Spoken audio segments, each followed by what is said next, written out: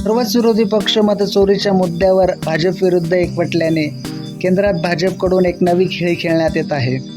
केंद्रीय गृहमंत्री अमित शहा यांच्याकडून 103 संविधान संशोधन विधेयक आणण्यात आले.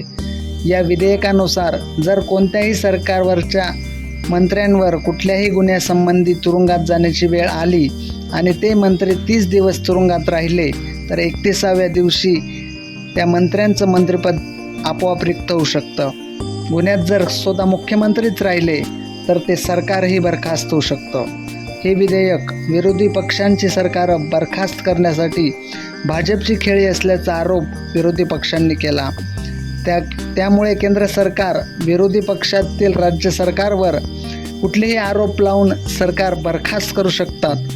या विधेयकामुळे देशाची वाटचाल एक नेशन एक पक्ष म्हणजे हुकुमशाहीकडे जात असल्याचाही आरोप विरोधकांकडून झाला. विरोधी पक्षांच्या नेत्यांकडून विधेयकाची पाने फाडून अमित शहांच्या तोंडावरच फेकण्यात आली. अशाच देश, राज्य व स्थानिक न्यूज पाहण्यासाठी लोकभूमी मराठी चॅनलला सबस्क्राईब करा आणि व्हिडिओ जास्तीत जास्त लोकांपर्यंत शेअर करा.